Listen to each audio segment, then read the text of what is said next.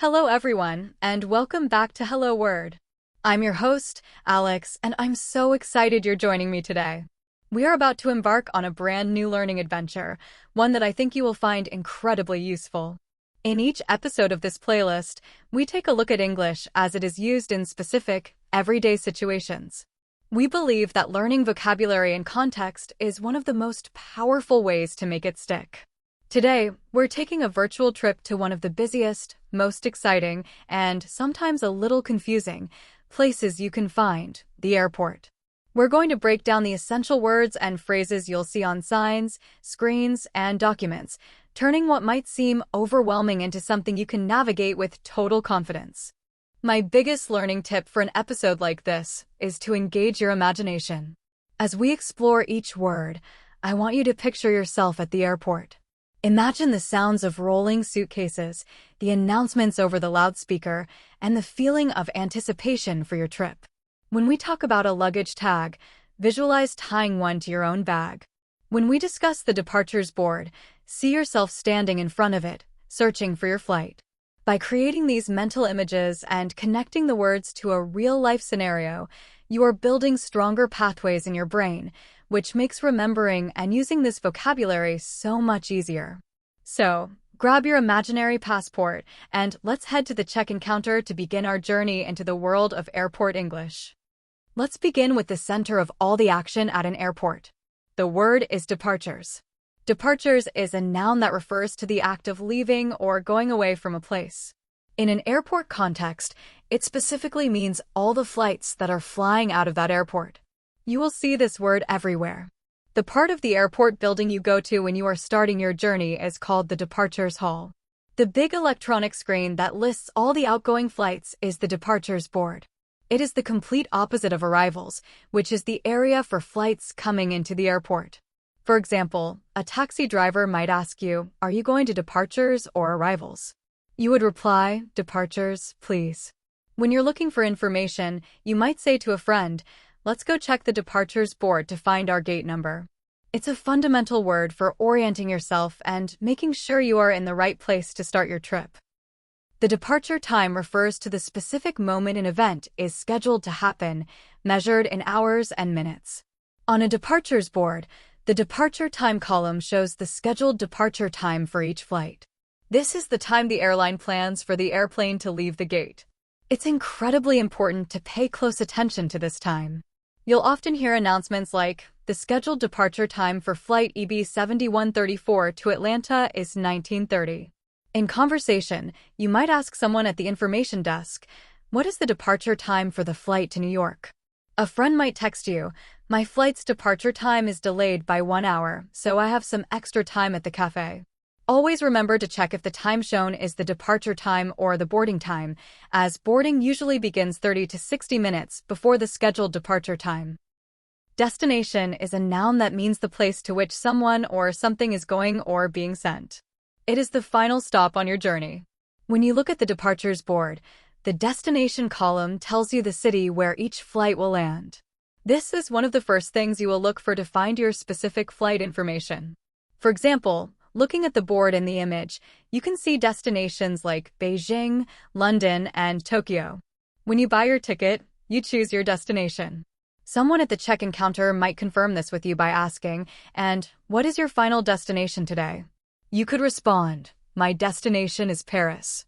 Or, when talking about travel plans with a friend, you might say, "I've never been to Asia before. I think my next travel destination will be Tokyo." A flight is a journey made by air, specifically in an airplane. The word flight on the departures board refers to the specific flight number assigned to that journey. This number is a unique code made up of letters and numbers. The letters usually represent the airline, and the numbers identify the specific route and time. For instance, in the image, we see flight numbers like R44509 and on 0045. This flight number is your key identifier. It will be on your ticket, your boarding pass, and on the departures board. You needed to check in, drop off your bags, and find your gate. You might say to the airline staff, "I'm looking for flight NV 6890 to Frankfurt."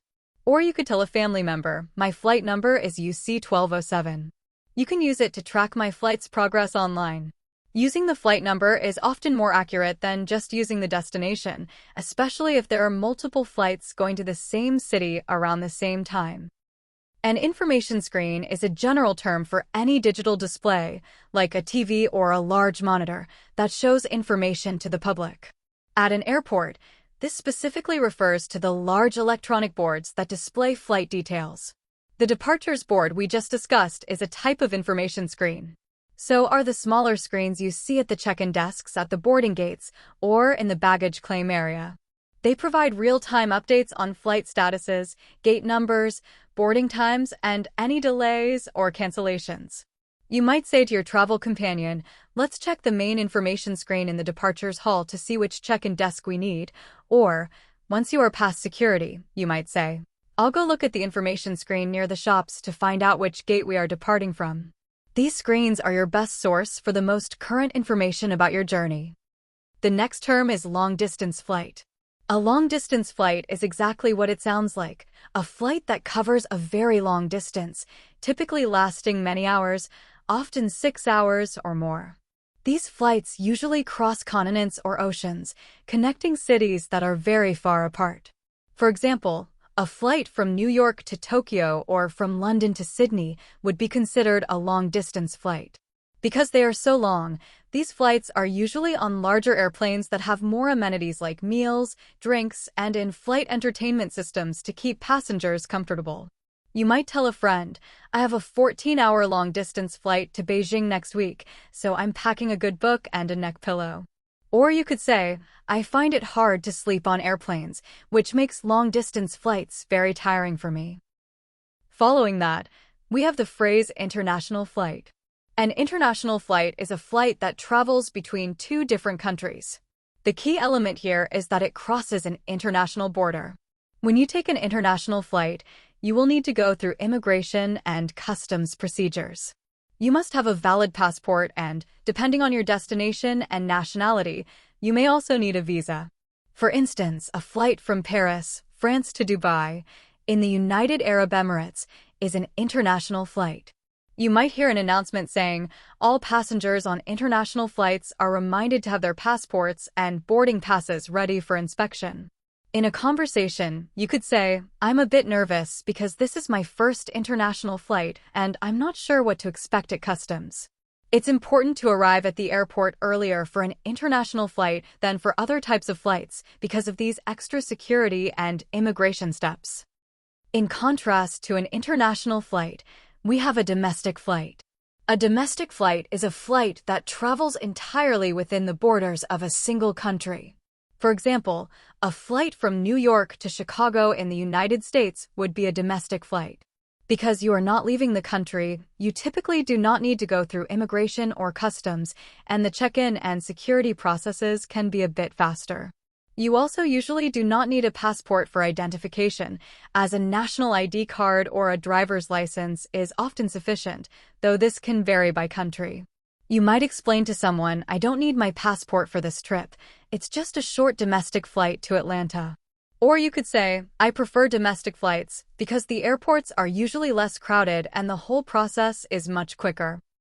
Let's talk about what you carry your belongings in. A trolley case is a type of suitcase that has a set of small wheels on the bottom and a long, retractable handle that you can pull out to roll the case along the floor.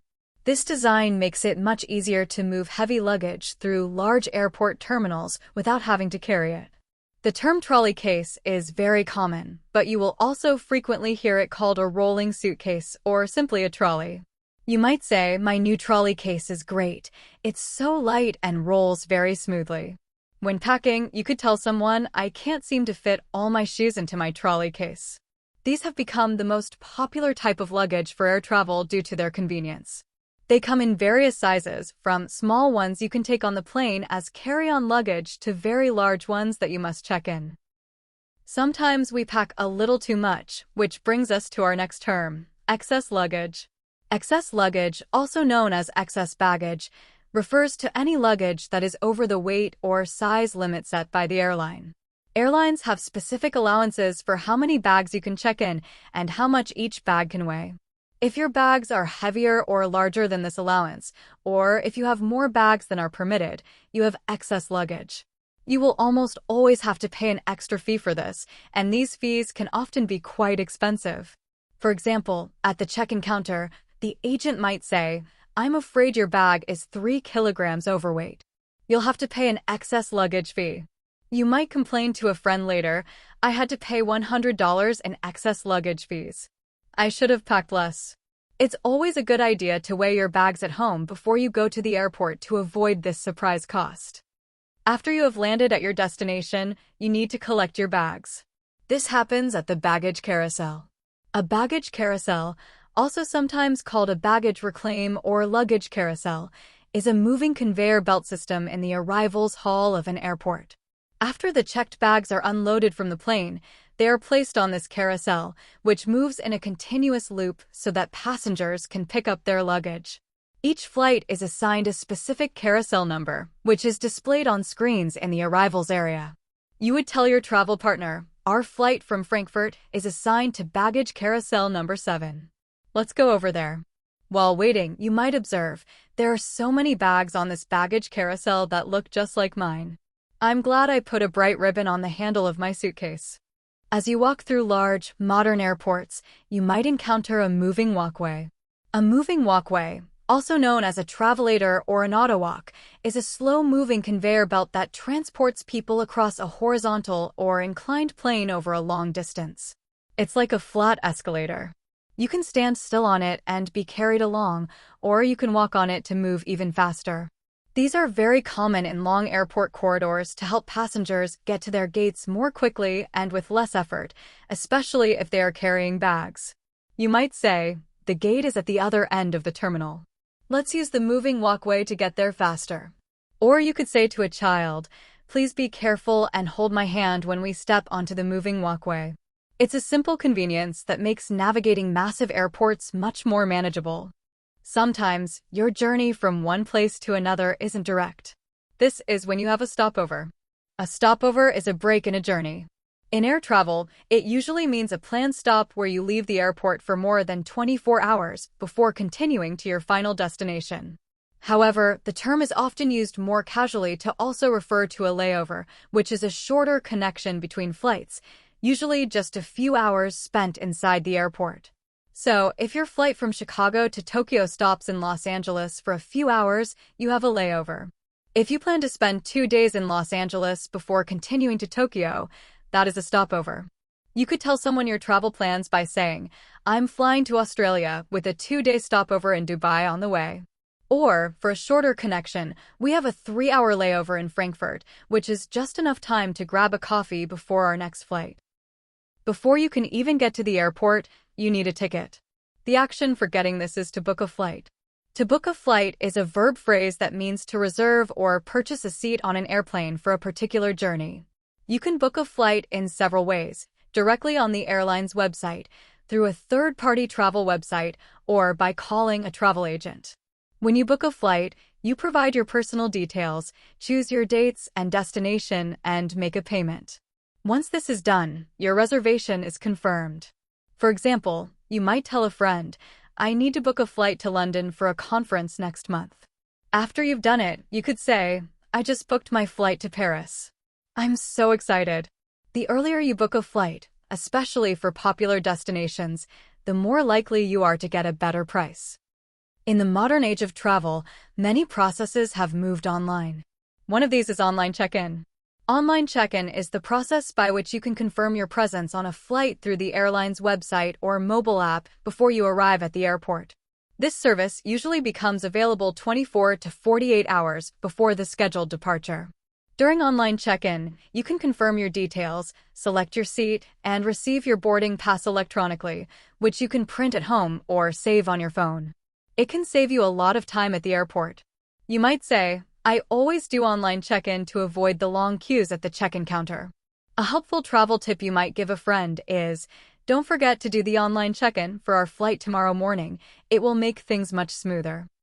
When you book your flight, you are given a unique code. This is your booking reference.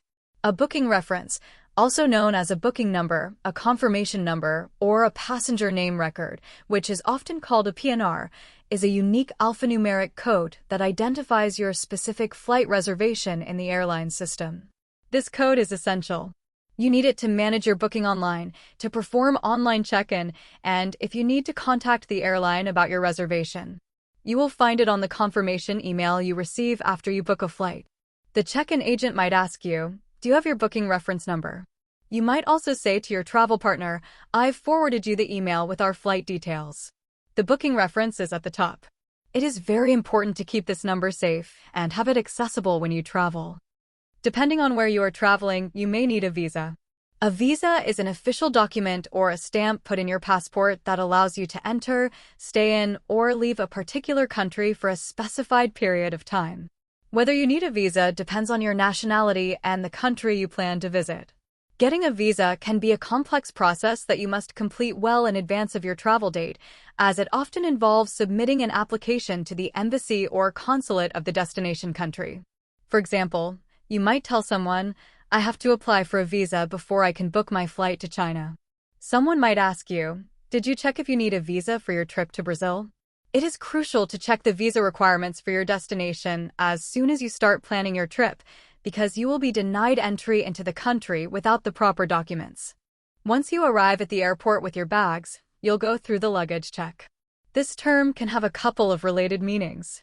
Primarily, it refers to the process of checking in your luggage, which is when you hand over your larger suitcases to the airline staff at the check-in counter. They weigh your bags, put a luggage tag on them, and send them to be loaded onto the plane. You will not see these bags again until you pick them up at the baggage carousel at your destination. The second meaning can refer to a security inspection of your luggage. So, you might say, "We need to go to counter 15 for our luggage check." In the context of security, an officer might say, "We need to perform a random luggage check, sir. Could you please open your bag?" Both uses refer to an official process involving your bags at the airport. When you check your luggage, the airline staff will attach a luggage tag. A luggage tag is a sticker or tag that is attached to a piece of checked luggage. This tag is incredibly important because it contains all the information needed to ensure your bag gets to the correct destination. It typically includes a barcode, your flight number, your name, and a 3-letter airport code for your final destination. At the bottom of the tag, there is a small, sticky receipt with a matching barcode and tracking number, which the agent will usually stick to the back of your passport or boarding pass. This is your claim ticket. You could say, "Please make sure the luggage tag has the correct destination code on it before they take your bag." Or, if a bag is lost, you would tell the airline staff, "Here is the receipt from my luggage tag. Can you please use it to track my bag?" If you are traveling to a country that uses a different currency, you will need to visit a currency exchange. Currency exchange is a service where you can change money from one currency to another, for example, changing US dollars into euros, or Japanese yen into British pounds. You can find currency exchange counters at airports, banks, and in city centers. They make money by charging a small fee, known as a commission, or by offering an exchange rate that is slightly different from the official market rate. At the airport, you might ask, "Where can I find a currency exchange desk?" When you are there, you could say to the clerk, "I would like to change $500 into euros, please." A piece of advice you might hear is, the currency exchange rates at the airport are often not the best, so it's a good idea to only change a small amount of money there and get the rest in the city. Finally, let's look at the word rucksack. The rucksack is a term for a bag that you carry on your back, with 2 straps over your shoulders. It's often used for hiking or traveling. A very common synonym, especially in American English, is backpack. Both words describe the same thing. Rucksacks or backpacks are popular for travel because they leave your hands free and can often be taken on the plane as carry-on luggage, provided they are not too large. You might say, "I'm only going away for the weekend, so I'll just pack a small rucksack." Or, you could tell a friend, "My rucksack is getting so heavy. I need to sit down for a minute." Whether you call it a rucksack or a backpack, it's a versatile and practical choice for any traveler. And that brings us to the end of our trip through airport vocabulary today. We've covered a huge amount of ground, from understanding the information on a departures board like destination and flight number, to knowing the difference between a domestic and an international flight, and all the key terms for managing your bags like trolley case, excess luggage, and baggage carousel. I truly hope that you now feel much more prepared and confident for your next real-life journey. Remember that context is everything. The more you see and hear these words in their natural environment, the more comfortable you will become using them yourself. If you found this episode of Hello Word helpful and enjoyable, I would be so grateful if you would subscribe to the podcast on whatever platform you're listening on right now. Subscribing means you'll automatically get our new episodes every single week, each one designed to help you build your English vocabulary for real-world situations. And if you have an extra moment, please consider leaving a positive review. Your feedback not only brightens my day, but it also helps other English learners from around the world find our community and join us on this learning adventure. Thank you so much for tuning in. Until next time, keep learning, keep exploring, and I wish you safe and happy travels.